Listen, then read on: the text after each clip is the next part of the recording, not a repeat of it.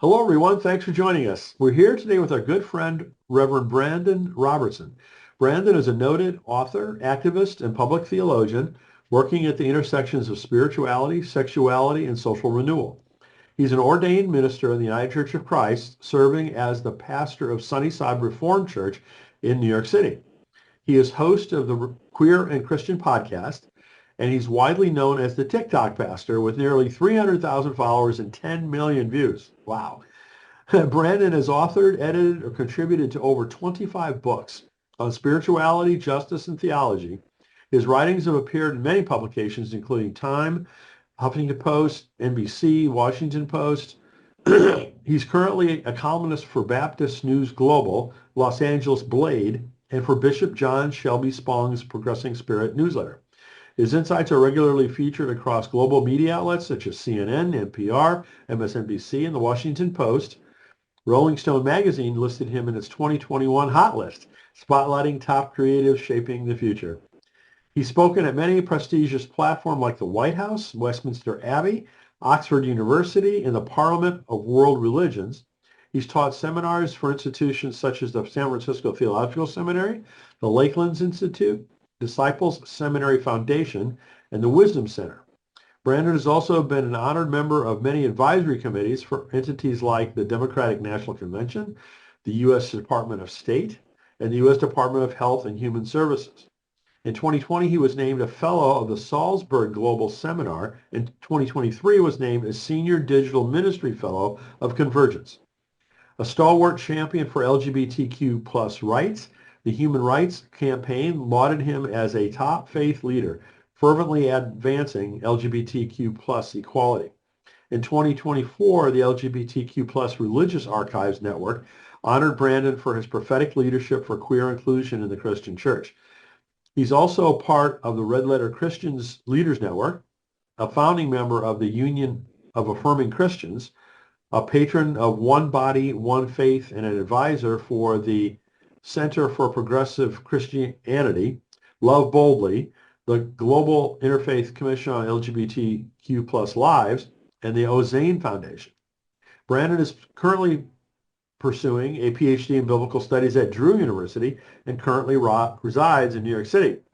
Brandon has presented at several of our past conferences and contributed to our book, How to Heal Our Divides. His new book is Queer and Christian, Reclaiming the Bible, Our Faith, and Our Place at the Table. You can read all about Brandon, all of his wonderful work at brandanrobertson.com.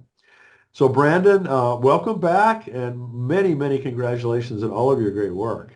Thank you so much. I really need to shorten that bio, but I really appreciate you having me. Well, you've accomplished so much and you're involved in so much and your productivity is so high. It's quite impressive. And one of the things I didn't even do is list some of the titles of your previous books that I want to talk about in a minute, but didn't have room for those in the intro. So we'll talk about them in a moment. Well, thank you. And yes, I know those of us Enneagram 3 high productivity types, I know you're one of them. And I've been so grateful to be having conversations about so many of these books and contributing to books with you. So thanks again for having me. Well, I, have for a long time really appreciated your work and your collaboration. And, you're one of the folks that I couldn't, be happier for with all of the things that you've accomplished and know that that will continue in a big and serious way. So many blessings and many thanks. Likewise. So given all of that, is there anything else you want people to know about you? That was kind of a Well, formal set of things, not informal. yeah, I mean, honestly, just my focus for the last 2 years has been on this book, and now it's that place of getting it birthed into the world. And we're not just putting out a book, but I am, as we were talking about before we recorded, I'm going to 40 cities across the United States, Canada, and the United Kingdom to not just promote this book, but to really have conversations in a moment where I don't think any of us realized how under attack the trans community and LGBT community would be in 2025, but we're in this space where these conversations are just as important and more important than ever. And so I'm really Yes. excited to be going on that tour this year and getting to Yes, I have. mean, I'm so glad to hear about that, and I'm sure that'll be well received, and just very glad to hear it. So I guess I should ask you though, did you watch the Masters at all yesterday? You know, I watch no sports. People always ask me about the Yankees because I wear this hat. I Yeah, love yeah. the logo, but I've never seen a Yankees game and have no clue about any of the sports. Well, Rory McIlroy from Ireland won Yeah, the Masters, which meant that he had won in his career all of the golf Grand Slam events, which only I think five other golfers have ever done something like that in the whole history of golf. So it was a big deal for an Irish man to have impressive. accomplished it. Yeah, Ireland's doing a lot of good work. There's a lot of goodness coming out of Ireland right now, politically, religiously, all of it. So it's not a So surprise to me that they're winning. you're gonna be stopping there on your tour, right? Yeah, totally. And I have great affection for Ireland.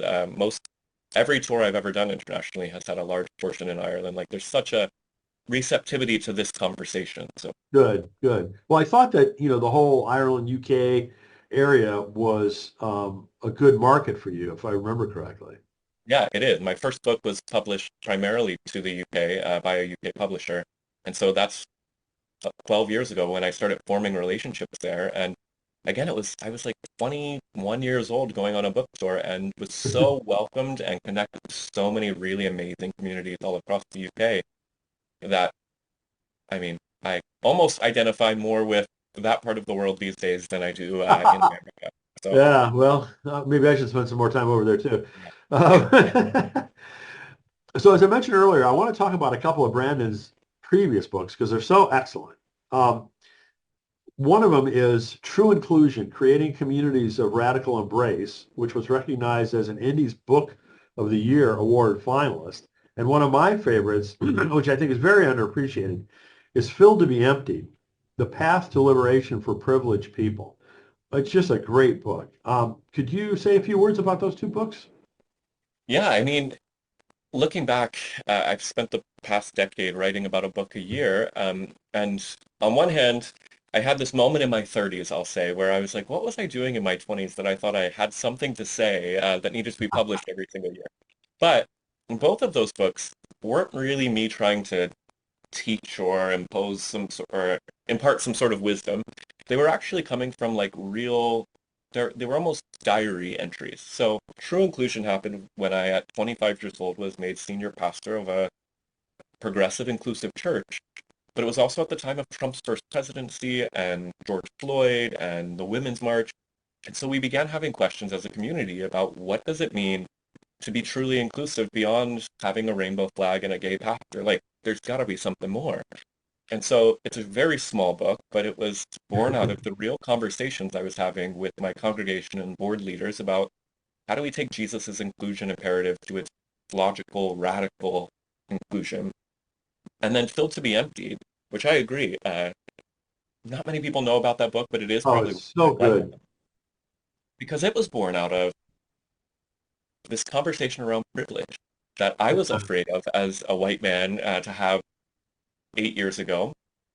But I was pastoring a church, and George Floyd's murder had just happened, and this word was coming into people's consciousness, and people needed to figure out how to grapple with it. And it occurred to me that the Philippians 2 passage, the kenosis hymn, which many Christians will be familiar with, was actually a great tool to understand privilege, to understand how those of us who have different degrees of privilege might be able to utilize that for the good of others. And so I preached a sermon series called Filled to be Emptied, and then um, sat down and tried to turn it into a book that, again, is not me teaching as if I have something to say revolutionary about privilege, but rather trying to help Christians see that we actually have always had the resources to talk about these big topics that seem new to so many people, but they're actually at the heart of our faith. Giving up your privilege is a Christian practice that has always Really. existed. And so that's what that book is about. It was so, I mean, even for someone like myself that, has read a lot of different books, right, around social justice and things, it was still enlightening for me. And also, I think, I hate to say a wake-up call, but that's kind of what white America certainly needs. And, so for you to shine a light that specifically on that one topic, to me was very, very helpful. And, just to get people aware of the issue and considering the question, I think is still dramatically needed. Yeah. More so now than ever. Yes, unfortunately. So let's get to the new book. As I mentioned, the title is Queer and Christian, Reclaiming the Bible, Our Faith, and Our Place at the Table. Do you have a copy of it there with you? Ew. The blur Awesome. is not going to make it look great, but that's it. Oh, no, it's good. It's good. Um, so how did that book come about? Yeah, this is a book I didn't want to write. I've written two, three, depending on how you count, other books about LGBT Yeah. and Christianity, and I didn't really think there was much more to say. But this new publisher reached out and said, I want to offer you a book deal. I would love you to write anything you want to write, but before we allow you to write what you want to write, you need to write a book about LGBT and Christianity. To which I said, are you crazy? I've already done this. What else is there to say? But I ended up being very grateful because when I sat down to write this book, what I hadn't actually realized is that in my decade of work in this area and in the scholarship that I've been studying in my PhD program and master's program, my perspective has changed dramatically from where I began when I started trying to help people reconcile their faith and sexuality. And I'm actually much more progressive, much more radical, and I think there's a version of queer Christianity that extends beyond the LGBT community. It's a conversation about how we understand what Christian faith is, and queerness can actually be a helpful lens for all people to think Yes, through that. yes, So yes. that is what this book ended up becoming. It's Oh, got one wow. section about the clobber passages. You got to do that stuff. But the rest of it really is intended to help all Christians, whether they're LGBT or not, see the radical subversive nature that Christianity has inherent in it and apply that to sexual ethics, apply that to spirituality, apply that to how we read the Bible and how we engage with conservative Christian nationalists. Like all of that is actually in this book. And I don't think most people would recognize that just by looking at the cover. But Yeah, when I talk about queerness, it's a way of seeing the world more than it is an identity related to sexuality. very cool. Very cool. I was going to ask you that very question because, I knew you'd already written all these books about, the intersection between, queerness and Christianity. So I said, okay, well, how's this one different? So Yeah, that's really good to hear that you're universalizing it. Is that a word? yeah, Extending, the whole, queerness concept to shed a light on, the true intent of Christianity. yeah. I mean, it's the reason I've resonated with the word queer so much. And I recognize, I mean, one of the things Gene Robinson wrote the forward, and he does a great job of highlighting there's a lot of division around the word queer in the LGBT community. Older LGBT folks tend to not like the word because it was derogatory and a slur in their day. Millennials, Gen Z, in our world, it's been a word that has been used more and more by more and more people um, Yes. to just mean that we don't fit in or like labels or categories. And my hope in this book was that it seems to be doing that in the generations that are reading it, that it's bridging that divide and helping people see that queerness, again, Bell Hooks defines it in chapter one. I quote her. She says, queerness not as in who I want to have sex with, but as in being at odds with everything and everyone around it. Jesus calls us to push off the systems that make us conform. Jesus calls us to not be conformed to the image of this world, but to be transformed by the renewing of our mind. To me, that has always been a call to queerness, exactly what we're trying to get at with this word. And um, and I do think the LGBT community has something to teach the church uniquely about how to do this. But I also think it's high time that men are liberated from this toxic masculinity that folks have been forced to live into, and that women are liberated from what it means to be a biblical woman, and they get to express themselves however they want to express themselves. We all need a little bit of queering, and I think our faith invites us into that journey. Yeah, yeah. Well, there were a couple of areas that I was really glad that you included in the book. One was about queer saints in the Bible. Yeah. So I'm not very familiar with that. Can you explain a little bit about what you wrote on there? Yeah. I mean, again, if you would have asked me 10 years ago about what I wrote in this book about queer saints, I would have rolled my eyes and said, oh no. Um, And I think a lot of people have that reaction when people start saying things like David and Jonathan were gay. Um, Understandably, people are resistant to that because one, it's anachronistic. That wasn't an identity that was used back then, so it doesn't quite fit. But the more, especially in my current PhD program, the more I've actually studied the culture and context of Scripture, and the more I've read the stories of Scripture from a scholarly and critical eye, the more it becomes so clear that there are so many Mm, lauded characters of the Bible that transgress gender, cultural, and sexual boundaries of their day mm, and are actually honored because of it. Part of what makes these people the saints that they are is that they stepped outside of their gender role or they don't embody sexuality in the way that their culture uh, would have expected them to.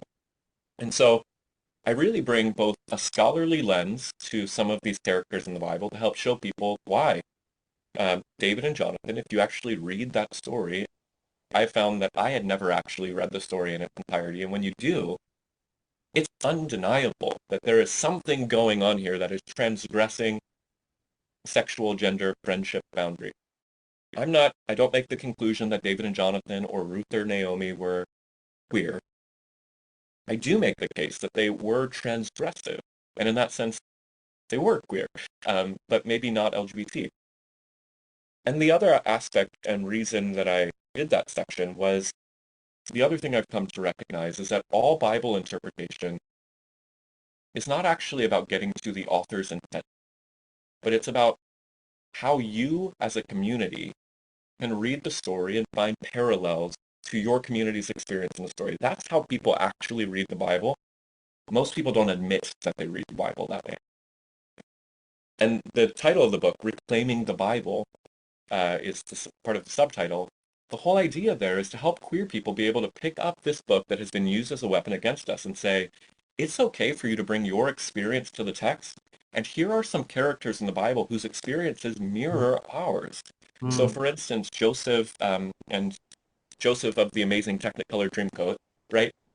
That's a profound story about a young man who wears a garment that the Hebrew makes gender ambiguous, and many scholars have translated the garment that Joseph wears as a woman's dress. mm, We mm, can't be sure what the author was actually intending, but that is one of the interpretive possibilities.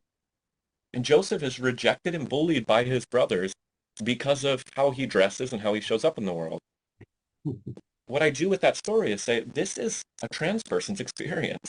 They don't fit with their gender. They start getting bullied by people for not fitting in. They have a parent that affirms them. Joseph's father is the incredible person in the story who gives his son a dress to wear.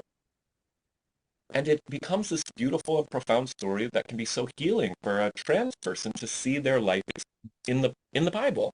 Um, and so that's really what that whole section is about, is Wow, just, that's very cool. yeah, helping folks to Good for reclaim. you. Good for you to bring out role models, Yeah. in essence, that's so there's another section that I love, which is responses to commonly asked questions by queer folks and allies who are, basically feeling lost within, the broader Christian faith.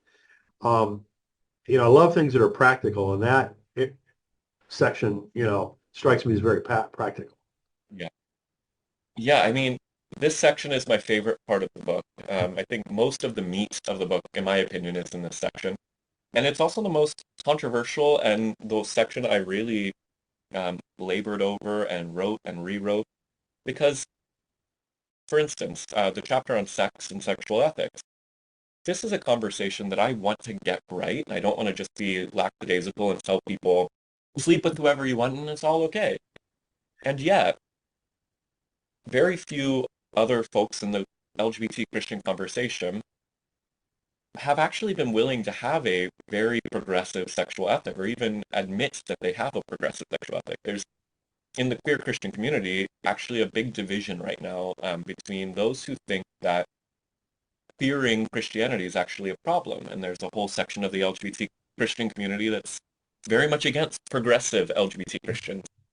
And so I wanted to write a resource for those like me who felt like I didn't fit within even the affirming traditional Christian environments, right? Mm, mm, Um, That's not how my faith is expressed. That's not how I live out my sexuality. That's not how I do my ethic. I am coming from a more progressive perspective.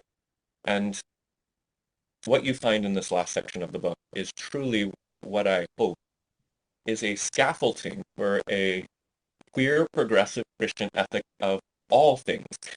Sex, so we do talk about things like what about people in open relationship? What about people in polyamorous relationship? Is there a way that those relationships can be healthy and good?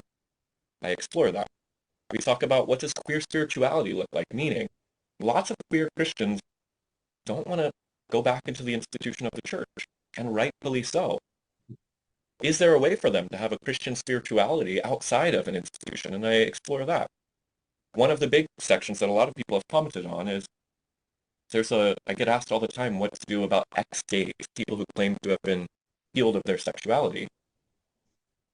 I have found that very few people are actually willing to be straightforward on this, and so the opening line to that chapter is ex-gays don't exist.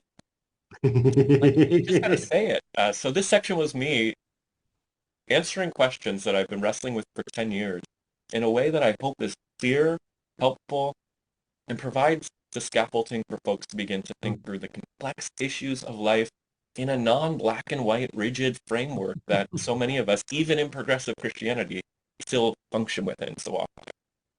Wow. Well, good for you for number one, attacking what are very difficult subjects, right? I mean, and that doesn't surprise me that you're doing that, but good for you for doing that because I mean, there are a lot of those kinds of things that people want to ignore. Yeah. And that, I mean, again, to my publisher's point, I think they recognized that there was a gap in this market of an accessible guide that actually tackles the questions people are actually wrestling with rather than kind of abstract theological arguments. I love Hmm. an abstract Yeah. theological argument and I spend all day talking about that.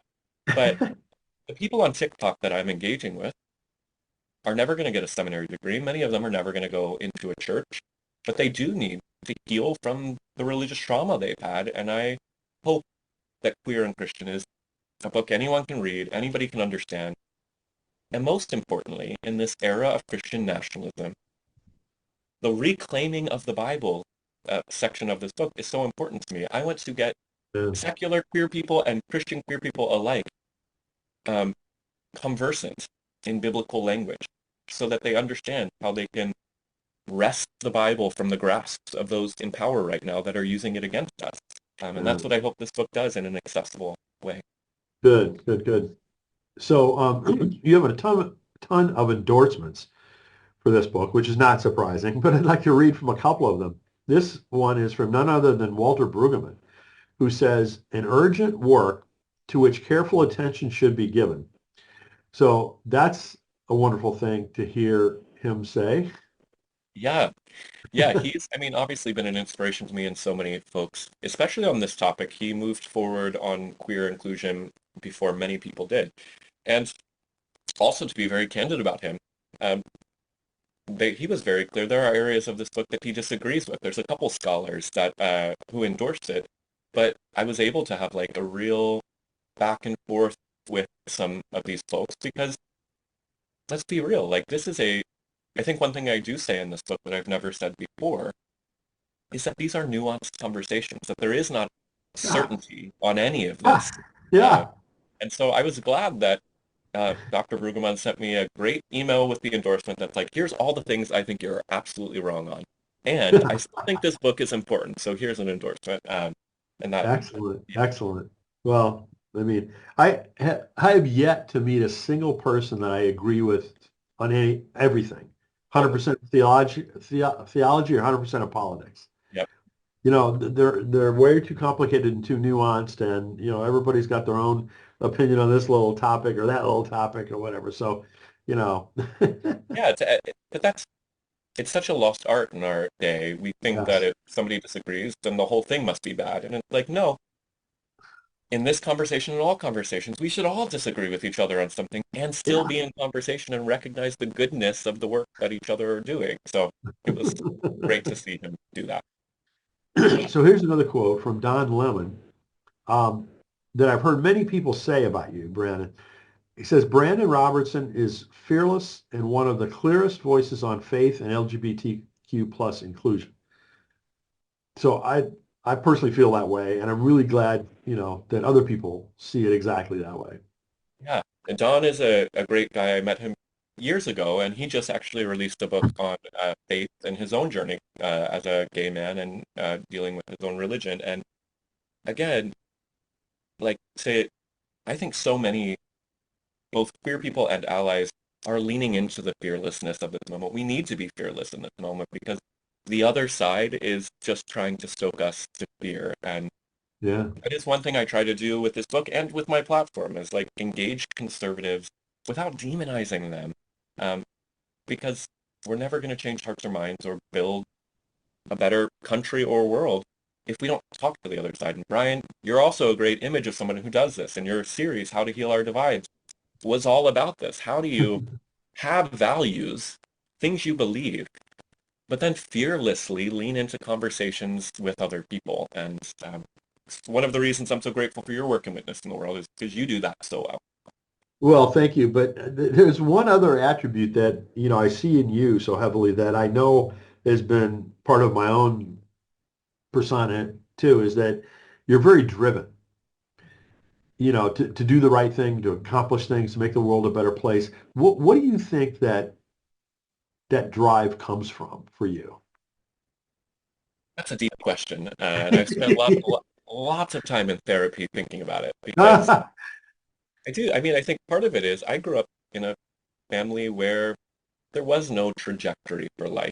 Um, Very lower class trailer park, very little money, and I was told that I really wouldn't have much of a future. And it was both my faith when I came to Christ initially, and then the church community coming around me and saying, as a young person, like, God has a plan for you and you can contribute something to your world. Your circumstances don't determine your outcome. And that is something that drives me and that I really do try to encourage in like my friends and anybody I get to encounter is that like we all have something to offer the world and we live in a day where we're oversaturated with influencers and people making quick money and quick success. But like folks like Brian McLaren and these folks that I got to meet early on in my journey really showed me what Eugene Peterson calls a long faithfulness in the same direction. Being really committed to something and believing in something and just working at it. Um, and when you do that, success comes. And I don't mean that in some like prosperity way. I just mean like, No, but people resonate with you. I mean, yeah, there's something about being committed to a message and to a community and to just working at that. And absolutely. it's so weird to be saying like, for me, I've said it multiple times in our interview, 10 years ago feels like a lifetime ago for me because I'm only 30, but uh, like I've been doing this for 10 years and it is really beautiful to be in a place where I'm actually seeing the seeds of that work begin to grow. Um, and again, I'm so grateful for the folks along the way who have encouraged and worked with me in this. So Well, for me, it's like, people like Brian McLaren and I are, not exactly as young as you are, so you got a long runway, to be able to use the gift that you've been given, gifts, I should say, but, the gift of being driven is what I was specifically referring to here. But you've got so many other gifts in addition that that's a very encouraging thing to me, is that you've shown over an extended period of time your ability to use those gifts with great stewardship, I would say. And, just so long after people like Brian and I are gone, you'll still be able to do that, which is, just to me, a wonderful thing to know and think about. thank you. Although, Brian, I have to say, I am tired. I'm ready to take a little bit of a break after this Well, book. you deserve it. After you take that long road trip, Yeah, I hope you enjoy the rest of the summer after that and relax a little bit. yeah, yeah. So, over my lifetime personally, as an older guy, I've seen us come a long way as a society on the whole, LGBT attitude, for lack of a better term. But the pendulum has swung back and forth, and it's not exactly, at least my own perception, going in the right direction at the moment. How do you see things? Yeah, let me be completely pessimistic. I have never been more fearful in America. I spend a lot of my time as a queer person critiquing President Trump very publicly. Um, and I think that there is a very real chance in the next 3.5 years that um, any of us who do any sort of critical work, and especially representing marginalized communities, could actually face very real consequences, whether that's being harassed at the border after an international trip or actually sued or put in prison. Like we're actually heading in that direction. And the LGBT community, I think the conversations I've been a part of, we fully expect marriage equality to at least be attempted to be overturned in the next 3 years, likely will be overturned with the current Supreme Court. Protections for trans folks they were non-existent to begin with, and now they're going in the opposite direction. Um, and so this is a real moment where it's a wake-up call for us on the left, at least my generation, who doesn't have the span of seeing the pendulum go back and forth. Yeah, I yeah, think so many of us were in a daze, believing the progress was done. We're here. We're moving in the right direction. We won. Clearly, we haven't won. And the fight is still here, and it's really going to impact real people. And so this is why I think progressive churches are actually more important now than ever.